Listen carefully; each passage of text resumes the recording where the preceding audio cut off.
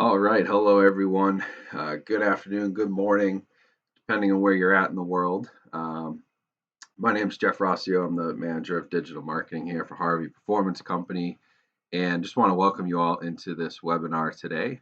I'll be moderating this, and Don Grandt, one of our national application engineers, is going to be leading the presentation. So you can find me in the chat under the Harvey Tool username.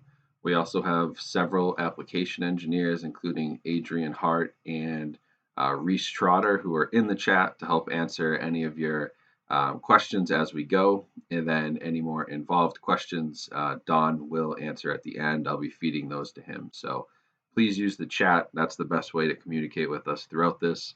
And we hope you are excited about miniature tools and micromachining today. That's what we're going to dive into. So I'm going to pass this over to Don now and let him run with the presentation. Hey folks, how you doing? It's Don Grandt here. Jeff, thank you for the nice introduction. Like Jeff said, my name is Don Grandt. I am the National Application Engineer for the Harvey Performance Company. I've been with the company for almost 5 years now. So we're going to talk today about optimizing micro machining operations. We're going to try and help you guys make your miniature tools last. I was going to come right out with a joke and say this is a real small presentation or a tiny presentation or a quick presentation, but that would be a play on micro tools. So it's going to be informative. But first to start, I just want to kind of introduce you to the Harvey Performance Company real quick. If you've been to a couple of our other training seminars, this is in a series of 4 that we've been doing. This is number 3. We're going to have another one next week. So you might have already understand what the company's about, but I just want to run through real quick.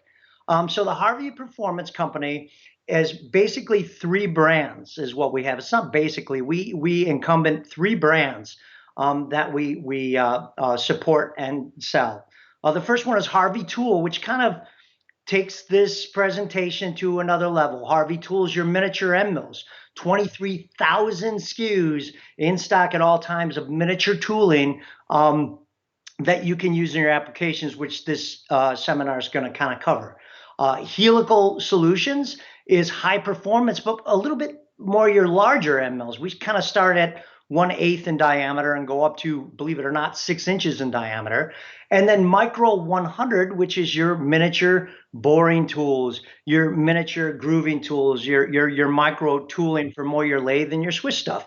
So that's kind of how our company overview is. So you can see right from the get-go, we have a really good understanding and a really good background in solid round cutting tools. And with the Harvey Tool brand, really good understanding of miniature tools. So we're going to dive right into micro machining, but let me tell you a little bit of my background before we just jump into this real quick. So I'm going to give you guys an overview today of basically how to use micro tooling from a different a bunch of perspectives. Number 1, from a textbook perspective. Number 2, from a theory perspective. And number 3, from an experience perspective. I got 32 years experience of breaking and destroying cutting tools and learning how to use them. And so when we get into a micro machining world where we're talking end mills, 10 thou, 5 thou, 8 thou, and things like that, sometimes we judge whether or not that was a successful cut run is by whether or not the tool broke. So what we want to do is eliminate that by giving you guys a little bit more education on how to use the tools properly and understand how things are happening. So when we look in a micro machining world, it's usually an 1/8 inch in diameter and under. Usually when things really start happening and changing and we're at 10, 15 thou, 31 thou. So we're going to explore these micro machining tools basically under 1/8 of a diameter and less, and tell you what some of those principles are and what's going on. So this is the first slide I wanted to bring up. So every end mill has a cutting edge. The cutting edge is what's putting pressure on your material and actually making a chip. If we look at a 1/2 inch tool on the top part of this slide and we're making a chip, that 1/2 inch tool is taking a pretty large chip. Well, on the end of the end mill, you have kind of like a microscopic rounding of the carbide, okay? It's a real small rounded edge on there. So some tools also have a hone on the end of them, which even makes them more rounded. That's to give them strength on, let's say, a 1/2 inch end mill. So getting underneath the material, we want to take a big enough chip to get underneath that material. As we get smaller, if you look at the 30 thou tool on the bottom, if we don't take a large enough chip, that microscopic rounding of that end mill, of that edge, even if we put an edge prep on there, you can cause the cutting edge to actually be negative versus positive. You can see how that bottom one's actually pushing a little bit more.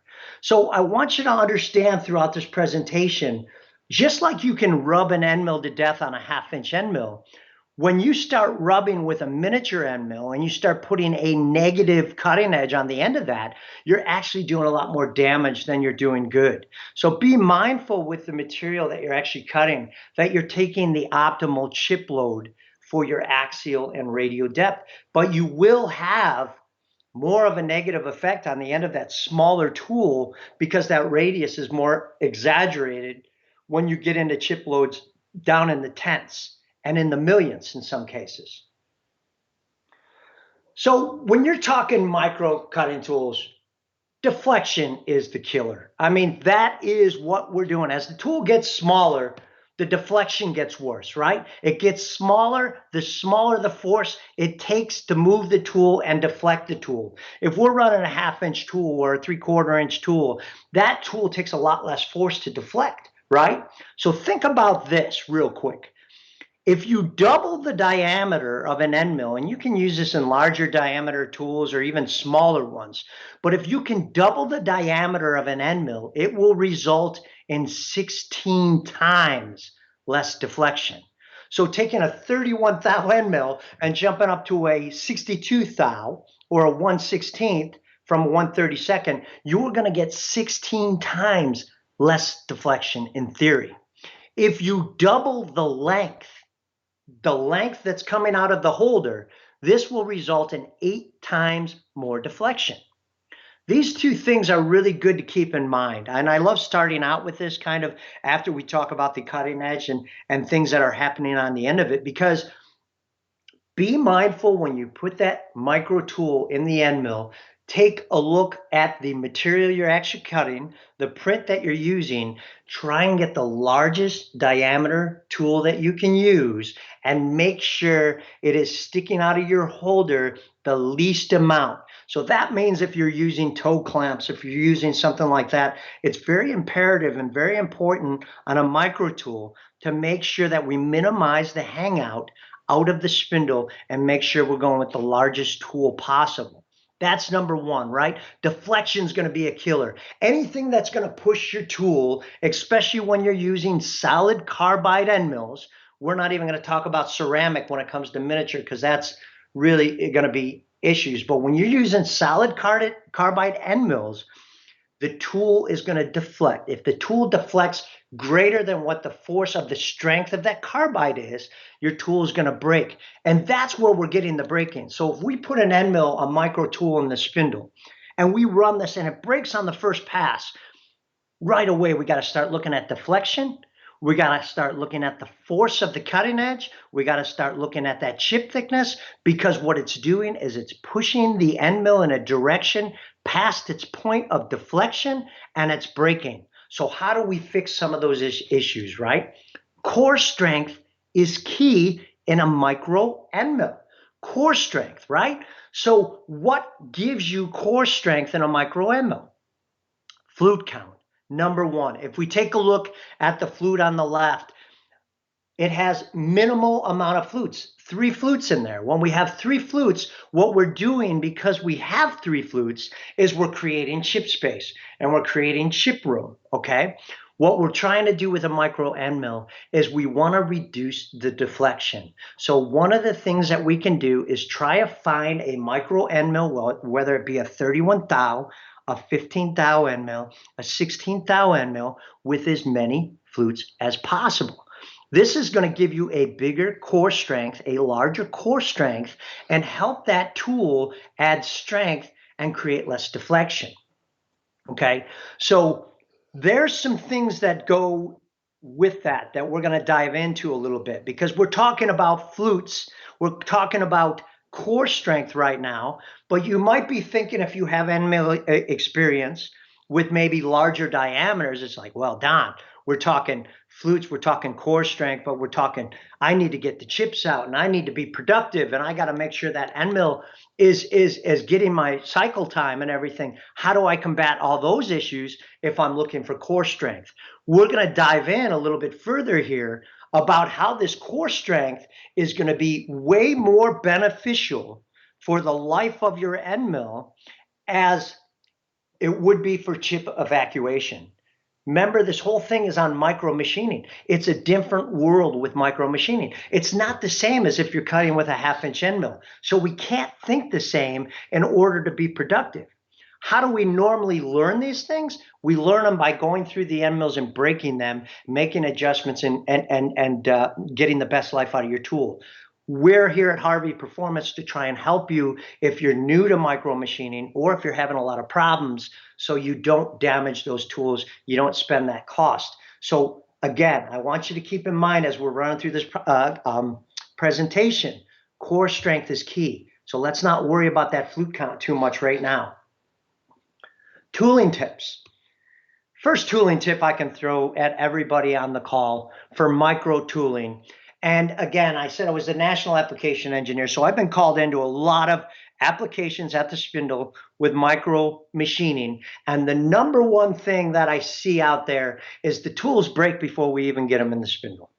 It is very imperative, very important when you have a micro tool, whether you be an owner, an operator, a plant manager, a GM, a tool crib attendant, somebody that's actually measuring the tools, to make sure that the care is in place so we don't break the tool before it even gets out of into the spindle. I've actually done a lot of shows all over the country, and we have an 8 thou reamer that we actually do as a demo, and we've stopped bringing it with us because it gets broke within the first 5 minutes of the show. That's how imperative it is to make sure that we leave the packaging on these things. You leave them in the packaging as long as possible. You leave the caps on the packaging. All of our tools will come with a cap on the end, even inside the packaging. Make sure that's on there. Make sure all that is on there as long as you can keep it on there until you mount it in the tool holder. It's very imperative, especially when you're using an ER and you're tightening down. Very easy to hit the end mill and actually break the tool. This is something that we wanted to slow. Actually, Jeff helped me out with this. We actually get this question when we do some micro machining presentations throughout the country. And one of the questions is, what's the best way to measure the tools in order not to break the tools? I'm going to tell you right now, use non-contact systems wherever possible. As your tool gets smaller, you can break a tool just by hitting the probe. I've done down to 15 thou, 10 thou with a probe and touched off on that. But if you can use non-contact, measure offline, that's the best way to measure all of your micro tooling, whether it be in a Heimer system, a Zoller, Helix, Renishaw, some Mitutoyo. They all have non-contact. You can even, in a shadow graph, measure your projection on your tool, put it in there, make an offset. Might not be perfect in Z, and most of these Zollers and everything else will be, but if you're using a comparator, then make an offset in Z and then go from there. It's the best way than taking a $50 end mill and actually breaking it before you actually get to cut some material. Very good investment to actually run through. So the fact that we want to make sure our tools are in good shape, we need to keep the tools sharp. Remember, we're cutting at the cutting edge. The forces at the cutting edge are very critical at that point of contact. So in micromachining, it's very imperative to monitor your tools, get a good idea on the wear patterns on that. Make sure you don't have chipping. Make sure the edge is in good shape, because the minute that edge starts to deteriorate on a micro tool, the possibility of that tool breaking is going to be very quickly. So the more we can keep these tools sharp, The more we can keep them in good condition, the more we can monitor our smaller micro tools, the better you're going to have a chance for the cutting edge to cut versus to plow and break. A half-inch tool, three-quarter-inch tool, I mean, we've all been there, right? If we were on larger diameter tools, I've seen some of these things look like a beaver was chewing on the cutting edge, and these things are still cutting and still working. When it comes to a micro tool, the minute that thing chips out and you go through the coating and you have issues, it's going to start breaking. So it's imperative to make sure that your tools are very sharp. If you guys can tell which one's the good one, which one's the bad one, in case you didn't know, the one on the right with the chips in it, that's a bad situation. And now even with a micro tool, you're not going to get that before you put it in the spindle, because you're not going to chip it offline because the tool will break. So that's what you're going to see when it's actually cutting. So it's important to make sure your chip evacuation is good, you're not recutting chips, and your setup is really good, and you're as rigid as possible. Because the thing that's going to give you chipping on a micro tool and on a standard tool is going to be vibration. So we really need to make sure that we have the strongest core, strongest tool, so we can reduce the vibration. This is when we're talking micro tools, and this is what I love about this company, and this is what I love about working for the Harvey Performance Company, is you really want to find the right micro tools for your application. There's a lot of micro tools out there, and there's a lot of good ones, and there's some subpar ones, but finding a micro tool that is material specific to your application is key. It's very key. And let me explain why that's very important. Every tool, every material cuts differently. Every chip breaks differently.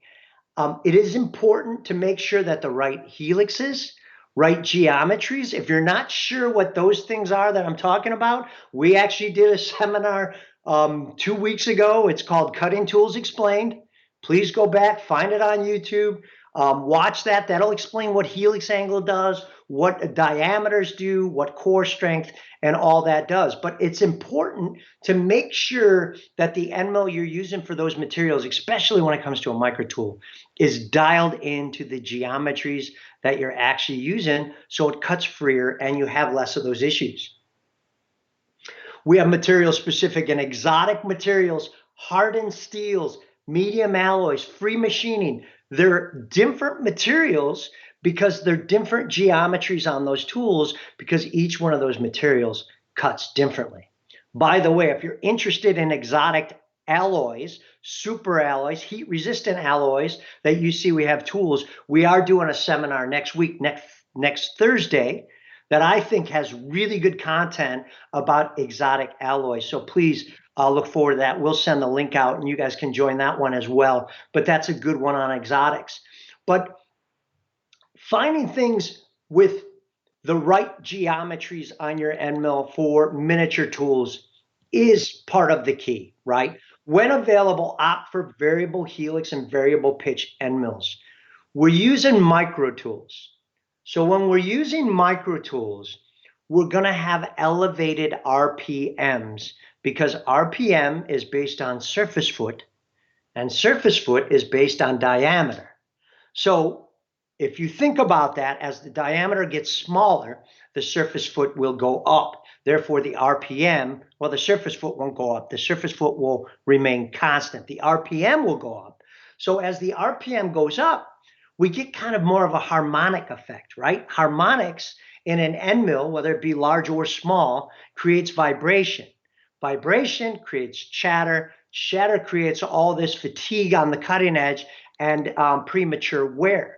So what we want to do is we want to find end mills with a variable helix or a variable pitch. Okay, what that means, for I can explain this real quick for you understand what that entails, is a variable helix is going to take the line that the flute runs on, that you can see on the bottom picture there, and it's going to vary that either from where it starts to where it ends. Like, let's say it's 38 degrees at the front, it'll be 39 degrees at the back or 32 degrees at the back, and it's going to vary that helix. What that does is it breaks up the harmonics when you're actually running, so therefore you don't get that natural humming effect, and you don't get that vibration, and you don't get that chatter. So it's good to find a tool, number one, with variable helix in miniatures or with variable pitch.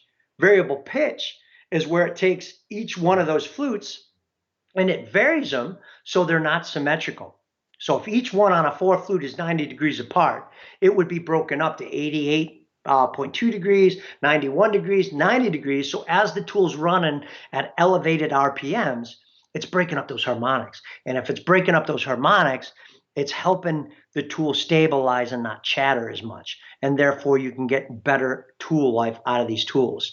Just as a little plug, and this is where I'm saying with material-specific end mills, Harvey Performance makes a variable helix end mill down to 0.2 millimeter of a diameter. That's 0.0078 inches in diameter. So all the way down to 0.7 thou in diameter, you can get variable helix end mills. Why do we do this? Why do we do that on these end mills? Because it's important to use the right end mill for the application to get the best tool life, right? You're not going to ever hear me talk about price on these things. I'm going to talk about getting the right geometry because it's all about the tool life when you're at the spindle. It's making sure that tool is going to last. And micro tools aren't always cheap. So it's very important to look for tools with variable helix and variable pitch whenever you can. So tool coatings, right? Let's talk about tool coatings. Are they worth it? Well, first of all, tool coatings on a micro tool start causing some different things going on if not applied correctly. First of all, tool life will increase 30 to 200% just by adding a coating to a tool in the right application with the right material, depending on that application. So as a tool gets smaller, the coating that is applied on that micro tool should be accommodating to that diameter of a tool. So the thickness of those coatings need to get smaller because a coating on an end mill is actually going to enhance that rounding of the cutting edge that we talked about earlier. And that's going to put tool pressure on. And if we don't control the amount of coating that's on that tool, whether it be 2 micron versus 5 micron or 7 micron or whatever that is, then what you're going to do is you're going to start fatiguing the cutting edge and you're going to cause the cutting edge to be a little bit more rounded, which is going to put a lot more pressure on the tool. Remember, pressure is what's going to cause that tool to deflect and cause problems. So yes, absolutely putting a coating on a tool is going to increase your tool life if it's done properly and not just used with a standard diameter. You're going to be able to use higher speeds and feeds where possible with the right spindle. We just did a training a little bit ago with high-speed spindles. It was actually with Air Turbine. Don't mind doing a plug with those guys where you can increase the RPM of your tool, of your spindle to get the right surface foot. So now that we put the coating on that tool, we can actually increase the RPM if you have the right spindle. Some spindles limit out at 12K. You can still run micro tools with 12K spindle. There might be some questions at the end on that. Not a problem. Just got to do everything accordingly. Your chip load and everything's going to adjust accordingly. So you can run higher RPMs, higher spindles, and get better throughput. This is going to reduce the heat that's at the cutting edge. It's going to protect your carbide, just like it would with a larger diameter tool. Not as much heat there, but it will give you heat resistance. It's also going to add more lubricity. As the tool gets smaller, it's a little bit harder to get the coolant right where you need it. So adding a coating to your tool is going to add lubricity. Now, you're not going to see a coating on a 2, 3, 4, 5 thou end mill. I think we start at around 5 thou. Don't quote me on that, but I know it's smaller. As the tool gets really small, if we were to add a coating on that, we would round that edge and that tool would have zero chance of being successful. So some of the real smaller tools do not have a coating. The reason they do not have a coating is because it will round that edge too much. It's naturally going to put a coating on there. Now, Harvey Performance does make an end mill down to 1 thou in diameter. That's 0.001 thou in diameter. And if you ever heard me tell this joke, that's plus or minus 1 thou on the diameter as a tolerance. So if nothing shows up in the box, you got what you ordered. That's what we do. We run a plus or minus 1 thou and a 1 thou end mill. That's not true. It's a tighter tolerance than that. But we do have a 1 thou end mill. There's no way you're going to be able to coat a 1 thou end mill and be successful with that tool. You have a hard enough time being successful with a 1 thou end mill, and there's a lot of things that are happening. But again, there we go with that force and everything else. The deflection on that 1 thou end mill and the force it takes to move that tool is a lot less than it is as that diameter doubles in size, as we talked about.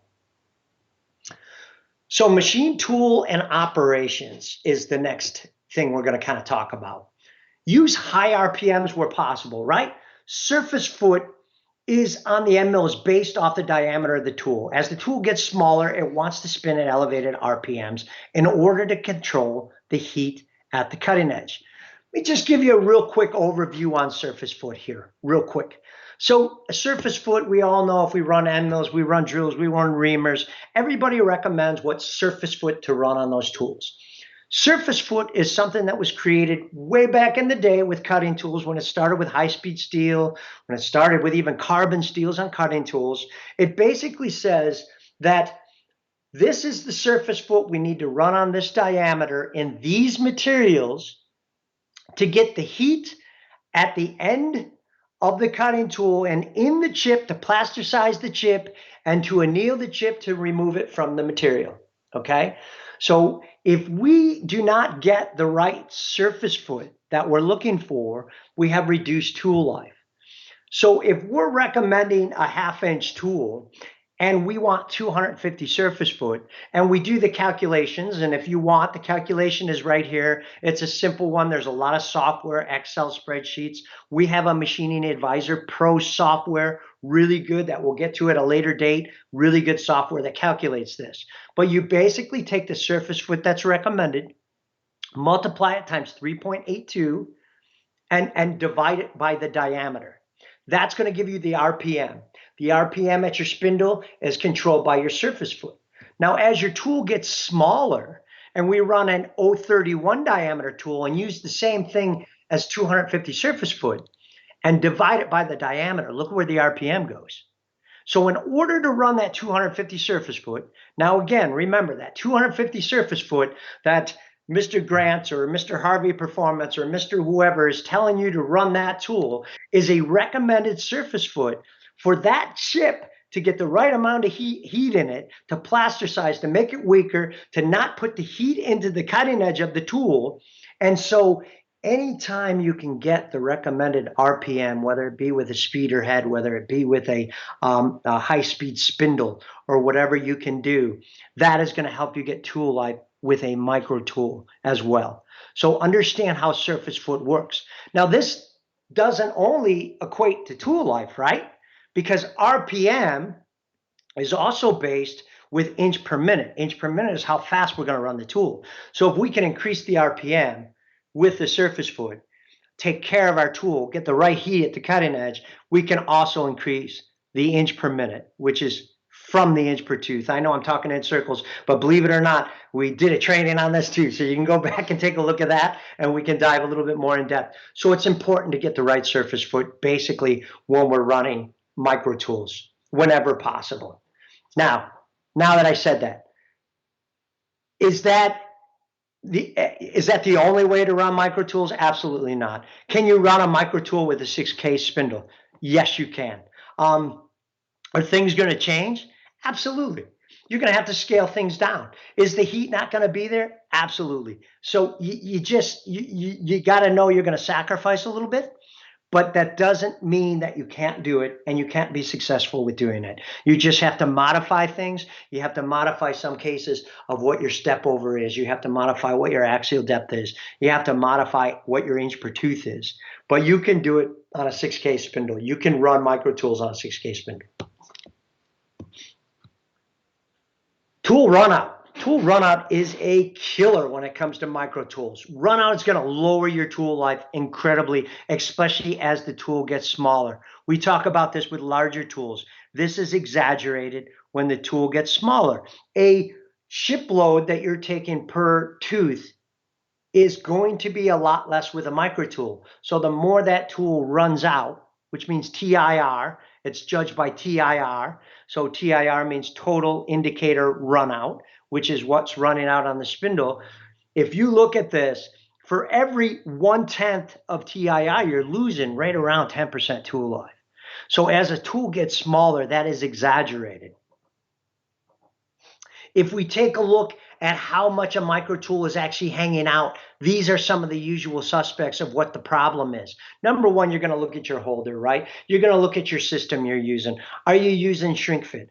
Are you using a collet system? What kind of shape is that collet system in? Are you using a side lock type of holder? Side lock holder on a micro tool, really not recommended, because you're going to push from one side and you're going to push all that TIR and all that run out to one side of that collet. Would not recommend that. High precision collet systems are very good, but we want to minimize the run out, number one, we want to minimize how much is hanging out of the collet, and we want to maximize how much of the shank is up in your holder. We've all taken tools, we've all pulled them out. That's going to be number one for killer in collets, especially. Your collet's not going to collapse the right way. It's not going to collapse around your tool. Make sure you find a tool that has optimal shank length, OAL, for what reach you're trying to get to. It's very important. That's going to give you a lot of run out. You're going to have a lot of issues with that.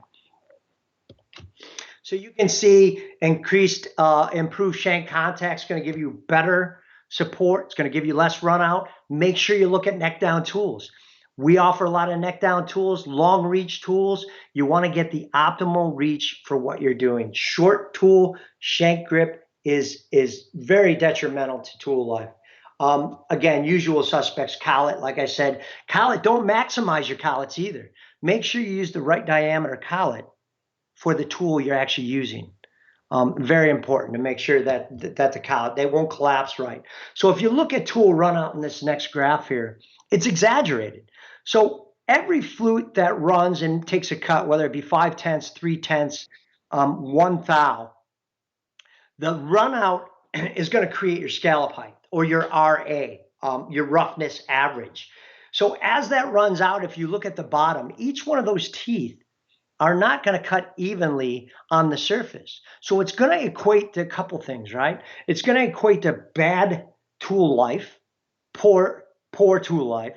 You're going to see that reduced because in a lot of cases, if you're taking a 2/10 chip load and you're running out 5/10, you're really putting a lot of load on 1 or 2 flutes. And that's going to give you poor surface finish. It's going to give you poor tool life. It's going to start chipping. You don't have to worry about spindle load too much, but as the tool gets larger, you're going to start having to worry about some of those issues. But it's very important for tool life and surface finish, making sure that you're starting with the right run out. Now, a lot of people ask me, well, where do I check the run out? You're not going to check the run out on a tool at the end of the tool when you're talking a 10 thou end mill. You're going to more check on the shank, trust that the person you're buying the tool from has ground it concentric, all the way from the shank to the neck to the cutting diameter has been done concentric. I'll give you a little background on how we grind tools and how we grind micro tools. So you know they're not just run out of a collet when they're run with a support system under the cutting edges, more of like a steady rest, almost if you're running centerless grinder or something. So there is support under the end of the tool, so we minimize the deflection on the tool. So trust me when I tell you, you get a Harvey performance tool, you get a Harvey tool, a helical tool, or a Micro 100, the run out is going to be 5/10 or better and 99.9% 2/10 or better every time as far as the run out goes. And you should demand that and expect that from any tool you put in your spindle. If you're running out 5/6 on the end mill, there's a problem with that end mill. So it's very important to make sure that your tool run out is critical. Okay, we talked about deflection. We talked about running a micro tool. This is going to kind of hopefully put everything together with that flute count I was talking about. So slotting is a big thing with micro tools, especially in the medical industry and when you're doing small parts in circuit board parts. Slotting, are we actually slotting with a micro end mill or are we making a slot? Okay, we need to think about this. Traditional slotting is all about chip evacuation, and flute count, okay? So when we're doing traditional slotting with a 1/2 inch end mill, we're usually going 1 times D with that end mill, and we're making big chips, and we're hogging that material out. So we need to have as much chip room as possible. Well, guess what? When you're micro slotting, it's all about rigidity, deflection, core strength. Trust me when I tell you this. And I got some people that were going to make the call, some customers of mine. I would love to have them as validation. Big medical accounts that I've worked with, put as many flutes as possible in your micro tooling. Harvey Performance makes a 15 thou end mill with 5 flutes in it. 5 flutes in it, down to 15 thou. 4 flutes, down to 0.0078 in diameter. You are not slotting with a micro end mill. You are making a slot. There is a difference. There is a difference. Be mindful when you're slotting, grab as many flutes as possible. Now, let me explain why this is. When you take a standard end mill 1/2 inch, like I talked about, you go down, it's usually 1 times D, and now there's end mills. Helical Solutions, a good example. You can go 2 times D, full slot. You need the room for chips. The tools are strong. They're a 1/2 inch in diameter. When you're using a micro tool, let's call it 15 thou. That's a good example. You're using a 15 thou micro tool, and you're doing a full slot. Let's say 15 thou, and you're going 250 thou axially.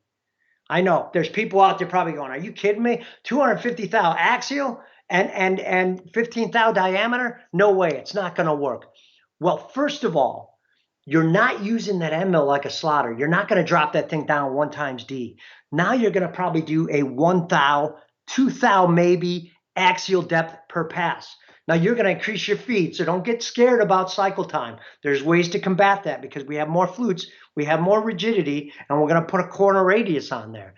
But when you go down 1 thou or 2 thou with a 15 thou end mill, I'm telling you, chips are not your problem. Rigidity is your problem. Even if you were to take a 1/2 inch end mill, okay, and you were to only drop that thing down 10% of the diameter versus that 1 times D or 2 times D, guess what? Chips are not your problem. You don't do it with a larger tool because you can get away with 1 times, 2 times D. With a micro tool, you can't get away with doing a 25%, 50% of the diameter. You're going to do a thou, 2 thou axially. So if you add flutes, put as many flutes in there, you bring the rigidity in there, you bring the strength. I have seen 30, 40, 50, 100 times tool life by adding as many flutes as possible. So be mindful of that when you're actually slotting.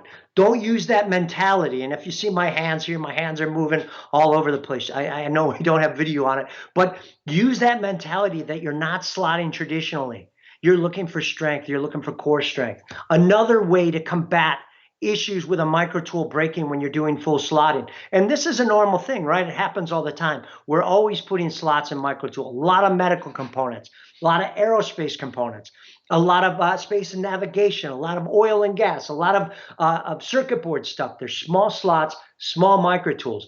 Do not be afraid to do a slot with a full ball nose. Strongest corner possible. Using a full ball nose is going to give you the strongest corner on that end mill. It's going to give you a lot of strength. And believe it or not, because we're using a ball nose, you can kind of use it as a high feed mill a little bit. There's something called radial chip thinning, and there's something called axial chip thinning. So as the tool drops down on a radius on a ball nose, and I don't want to dive into it too much, there'll be other seminars and training on that. We're always available. We have a great technical staff that throughout the whole country that we can answer any questions. But a ball nose basically is like a high feed mill. It has an angle, so we're thinning the chip, so we can run a ball nose faster. So even though you're putting a ball nose in, you're going light on the axial, all these scenarios with more flutes, corner radius, strong edge, we can speed up, get better tool life, and actually save your tool life on these micro tools. Really like this slide, like spending a little bit of time on it, because the whole training is about what? It's about you guys getting something out of this that you can take back, whether it's one thing. that's great, you know, and if this is that one thing, be mindful when you're actually doing a slot to try and find a tool that has the most flutes as possible, the largest core strength, and then the strongest edge on it as possible. You can always clean it up with a square when you get to the bottom of it. So I know we're at 1:40 here. I think we've been going for 40 minutes. I want to leave about 15 minutes for questions, and I don't want to bore you guys as much. And again, we can dive into things a little bit further here. But there's a lot of decisions that go in to the output you're trying to get, right? The output, let's look at that. You're trying to figure out what tool you want, right? You're trying to figure out what speed or RPM you're going to use, what feed, radial depth of cut, axial depth, and what coating you want to use. Those are your outputs. Be mindful of all these inputs that need to go in. This is something that I can talk to Jeff. I can see if we can post this somewhere. You can download it maybe as a PDF. It might even be a nice little cheat sheet for some of the guys on the shop floor for your companies to actually sit here and go, what does my tool holding look like? I'm running a micro tool. What's my tool holding? What are my toe clamps? What's the rigidity of that? What do I need to do? What's my work holding look like? What tool path am I running? Every time anybody calls us or any of the application engineers and asks us for speeds and feeds on any of our tools or any of our competitor tools, hey, we're more than happy to help out wherever we can. But when anybody asks us for speeds and feeds, you should not, and you will not, because I know the team that we have on staff, the first question they're going to ask you before they give you speeds and feeds is, what tool path are you running? You cannot give speeds and feeds on an end mill if you don't know what path that tool is taking. So this is the same thing that you have to go through when you're coming up with what speeds and feeds you want to run. What's my tool path? Am I roughing with that tool? Am I finishing with that tool? What's the part geometry look like? Are there radiuses, right? Are there corners? Am I burying this thing in a corner? That's going to be conducive to how many flutes I put on it and the core. What's the part lot size, right? We're going to machine something as a prototype. And I know, I'm just throwing, I had my own shop for 10 years. I did all this. So that's where I learned a lot of this stuff. It's a lot different when you break tools for somebody else, but when you break them and you're paying for them, you really learn how to use them pretty quickly. So when I had my own shop, I mean, these are the things. I would run a prototype a lot different than I would run a production job. We get that as application engineers. We understand that. You're going to look at different tools that you're going to use, even substrates of those tools. What's the budget? What am I looking for? I mean, what do I want to do? This is, if we have a budget, we all have budget on what we're machining. It's very critical to make sure your micro tools are lasting. You're going to get the most out of them. That's why making sure all these inputs are correct is going to help you out. What's your finish requirements? That's going to go to how many flutes, how fast am I going to run this? Tool life expectancies, department support, all these things are input to get to the output. Even material hardness, material machinability, all these have to do. So this might be something that'll be good. I'll talk to Jeff at the end here. If you think it's a good idea, please put it in the comments if you would like it. Maybe we can get with you separately. We can send it to you. But this is kind of a nice thought process to go through to actually figure out what kind of things I need before I look at what tool I actually want to run. So many decisions to be made, right? To make. Know your application.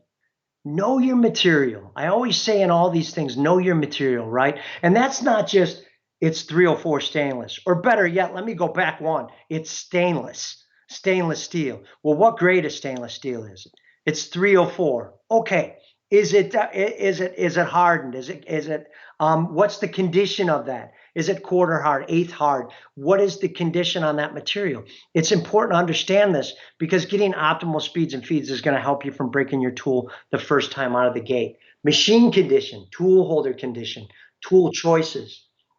Know your surroundings, causes and effects, overall situation at hand, and don't be afraid of change. Embrace it. Remember, we were talking about adding flutes, going with core strength. If you're using a 3-flute end mill, and it's working, and it might work successful, I'm not saying that less flutes is not going to work. I'm telling you that adding flutes, and maybe that comes to cost, right? Maybe that end mill's an extra 10, 15 bucks, and maybe that's what's holding you back. Maybe that's it. And I get it. I bet my job is to convince people that shouldn't be holding you back. So if it's a $15 end mill, at least think, what is that $15 more and adding those 3 flutes going to yield me on the back end? That's what you should be looking at, especially in a micro tool, because if it can get you 30, 40, 50% more tool life, this might be something to consider.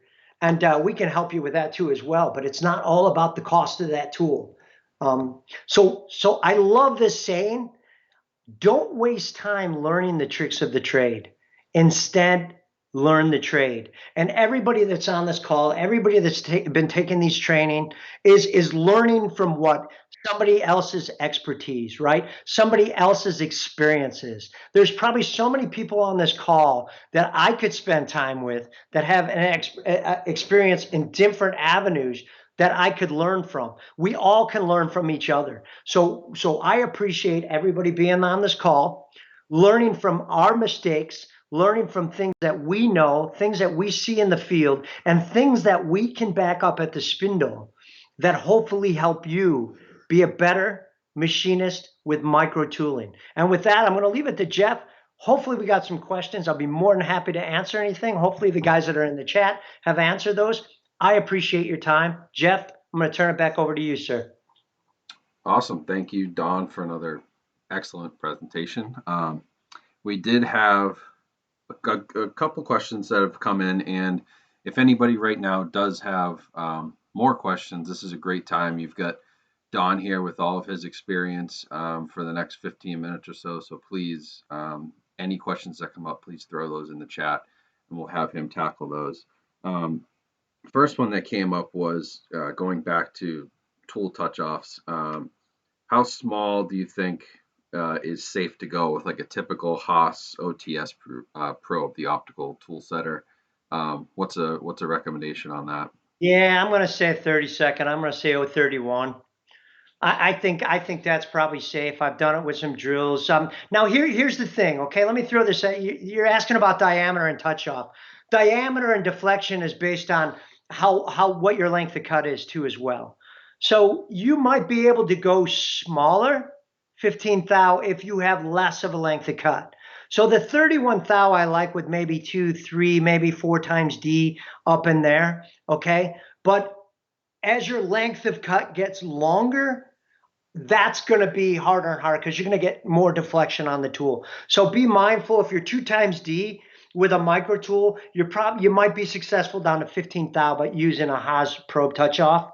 And depending on where you're touching on the probe too, is going to be critical. If you're using a drill versus an end mill is a little bit more flat and it'll put a little bit more surface contact on the probe. A drill kind of almost wants to walk a little bit and has a smaller point, so it could roll off the end a little bit more. So just be mindful in that. But I would say 31 thou. But if you're running stubbies, you might be able to get down to 15. Awesome, thank you. So another question that came in: does it still make sense to run an end mill with the stronger core using an ER collet, HSK ER collet? One more time. Does it still make sense to use an end mill with a stronger core using an HSK ER collet? Yes, sir. Absolutely. Absolutely. Stronger core, the way to go with micro tools. I'm telling you. There is reasons to use 3 flutes. We offer an exotic 3 flutes. We offer 2 flutes. Absolutely. Material, substrate has a lot to do with what flute count you want to use, okay? I probably should have mentioned that, so that's why I love these questions. All these core strengths and all these flute counts are really conducive to the material that you're actually cutting. That being said, I don't want to go on a tangent. People said, wait a minute, you said strongest core. Absolutely, strongest core in all those materials. But depending on what the tool path is, how much material you're actually taking, whether it be a finish pass, whether it be a rough pass, a semi-rough, a plunge rough. Believe it or not, you can plunge rough with a micro end mill. Now, plunge roughing is where you cut from the end of the tool down and step over. You can plunge rough with a micro tool. Sometimes it works better. You know why? Because the deflection is vertically and not radially. And if we can take any deflection with a micro tool and put it more vertically, up and down, and not radially, you're going to save on the tool. So yes, I'm always going to side in an ER collet, which an HSK spindle the way to go. So that tells me right away you probably got some high RPM on the machine you're using, which is great. Yes, I love more flute count when you start getting into those micro tools. Absolutely. As the tool starts getting larger, maybe start backing away depending on what your application is. Remember, up around the 1/8. But as you're down in the 15 thou, the 10, the 12, the 20 thou, 31 thou and below, try and find as many flutes as you can, depending on what your application is. And we can help with that, Jeff. Nice. So one question that did come in, and Reese answered it, but I think it's an important question, so I wanted to have you touch on it too. The question was, would you recommend using an LBS tool or a reach tool over a longer length of cut 5 flute tool in order to clear an obstacle? Yes. Anytime you can get a solid shank, and I don't even have to look at Reese's answer, I'm sure. He did say yes, I'm sure. He did say yes. You guys are on board with each other. I know he is. I know he is. Reese Trotter, a Minnesota guy. He's up in Minnesota. Just had a baby about a year ago, and they're cute as heck. But shout out to Reese Trotter, great application engineer. But anyway, yes, anytime you can go with a solid and not cut away the flutes, you're going to get more rigidity. So a reach tool in micro tooling, because remember, we're not using all that length of cut in a micro tool. So even if it's a stub length of cut and a reach tool, you want that rigidity of the solid. So I would always side with a reached tool over a longer length of cut and micro tools. I would also side with that with larger diameter tools if you can get away with it. The reason some people don't want to do that, and you probably got people on this training that are going to nod their head after this, is if they're trying to use the same tool to finish a wall as they are to rough, and they don't want the witness marks. Sometimes tool capacity is an issue, and people want to use a longer length of cut to rough because they want to use the same tool to finish. And remember what I said, I was a machinist. I get it, I understand. I'm going to tell you, I've done it, and it's not a problem. But anytime you can, use a reach tool. Perfect. I'm glad you and Reese said the same thing. That would have made for an awkward conversation. Hey, come on, who trained him? Yeah, I know. So what is the smallest diameter that you could put a coating on the tool so you don't round the flutes too much? Well, I will tell you here in a second. So the smallest diameter that we go with is actually a 5 thou. So we run down to 5 thou. So I'm going to side with the expertise of our coating. So anything below a 5 thou diameter, now flute count is going to matter too as well. But 5 thou and below is where we go. That's in our catalog. So I'm going to give the same recommendation that I wouldn't go below 5 thou and add a coating to it. Now, wait a minute. Now, here we go, right? Don's speaking out of both sides of his mouth here, but I am going to let you know there is some great new coating technology out there. We're actually experimenting with some of this. There are a lot thinner coatings. There's a lot different technology to adhere the coating. So that could change. Right now, I'm saying 5 thou with your standard PVD coating. And below is not recommended. But there are some really good coating technologies out there that probably will change. Great. And while you have that catalog out, here's another question that came in on the tooling. But what is our smallest tool with coolant through? So on a drill, so I know this without even looking at the catalog. So we offer down to 0.052 in diameter coolant through drills is where we go down to 0.52. I think we're looking at expanding that. We have some great NPD, new product development team. We have some great guys on our innovation team. Quick shout out to all those guys. So, I mean, they are looking at expanding these lines weekly. So right now it's 52 thou on a coolant through drill that you can get stock out of the catalog on the shelf to you in one day if you want it shipped in one day. Otherwise, blue ground rates, and you'll have it in 2 days. Order it today, have it tomorrow. Perfect. So this question, this is one we had talked about actually, the two of us before we get on here, but somebody had asked what considerations need to be made with coolant for micro tooling, talking air versus MQL, synthetic, semi-synthetic, all different kind of variations you can get with coolant. If you can talk a little bit about that. Yeah, absolutely. So here's where it gets with coolant with a micro tool, right? Believe it or not, certain pressure of coolant can break a tool right out of the spindle. We've had conversations with this. If you have high pressure coolant coming through a line, or even in a Swiss, and I've seen this in a Swiss, where you have not coolant through, but you have high pressure coming out of the lines. If you put that on the tool in the wrong position, in oil or in semi-synthetic or synthetic, you can break the end mill, right? Now, I will tell you this, that as the tool gets smaller, the heat at the cutting edge is a lot less. So you don't need the coolant as much because the heat isn't there as well. So an air blast is very good if it has a C3 or an Alten coating or a C6 or an Alten nano coating that we offer. You can use these tools running dry with an air blast.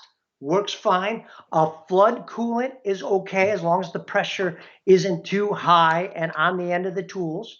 You still want to evacuate the chips.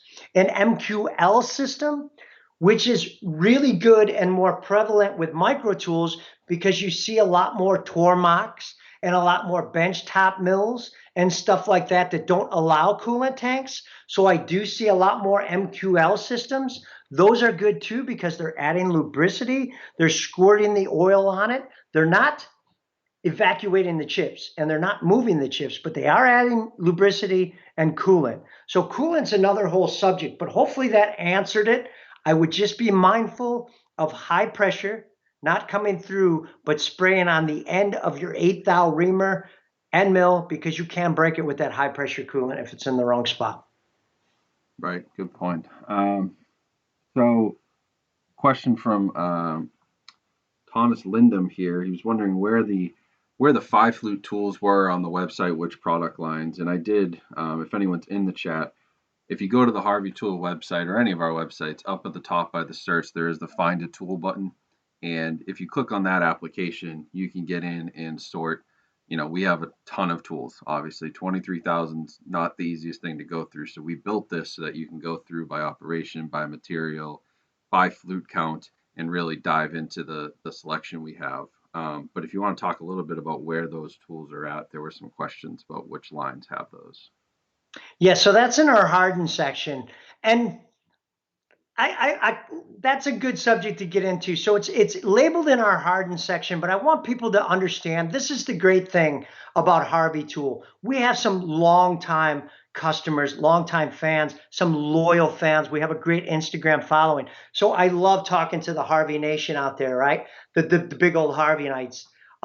So the thing with Harvey Tool is you can look in the Harvey Tool book and we have diameters all over the gamut of the material specific and in the miniature end mills.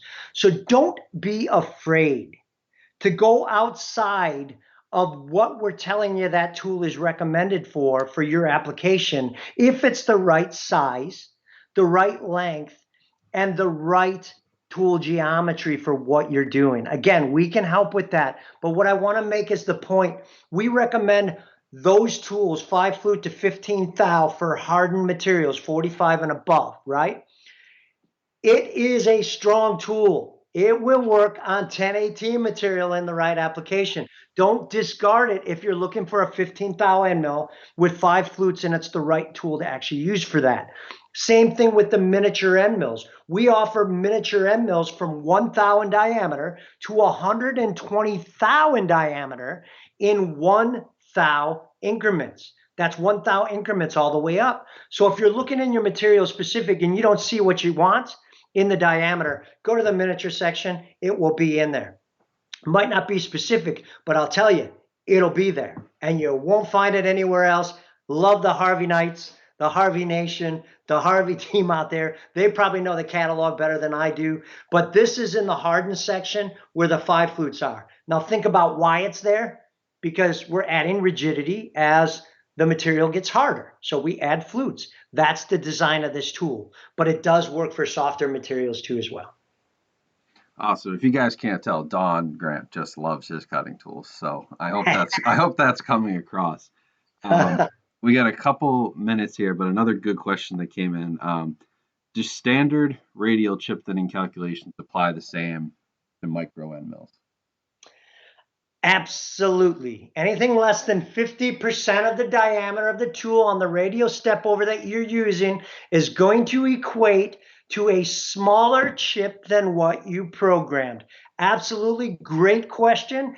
It doesn't matter if it's a 1/2 inch tool. It doesn't matter if it's a 31 thou tool. Depending on what you're running in that radial step over, you're going to have chip thinning. So be mindful. Remember that first slide we showed, the first picture of getting underneath the material. This is something that's very important to think of, especially if you're rubbing a tool to death and you're breaking a tool. It's not always that I'm taking too much of a load on that tool. It might be that you're not taking enough, and all you're doing is deflecting that tool. We got to get underneath the material. We got to cut it. I don't care what diameter it is. We have to take the right chip load. Chip thinning is in effect for anything that's less than 50% of the diameter of the tool. 30 thou end mill, 15 thou or less, radial step over, chip thinning comes in. Great question. Glad you brought it up. Shout out. Awesome. And so it's about 3 o'clock now. Looks like that was about the end of the questions. So I just want to say thank you to everyone for joining us. Hopefully this was helpful. I did just put a link in the chat to next week's webinar on exotic materials. Don and I will be back for that on YouTube. I think that'll be a really good one if you're at all dealing with exotic metals, to take a deep dive into that with Don. And so other than that, I hope you guys have a great rest of your week. You're staying safe, staying healthy, and we will talk to you guys soon. Thank you.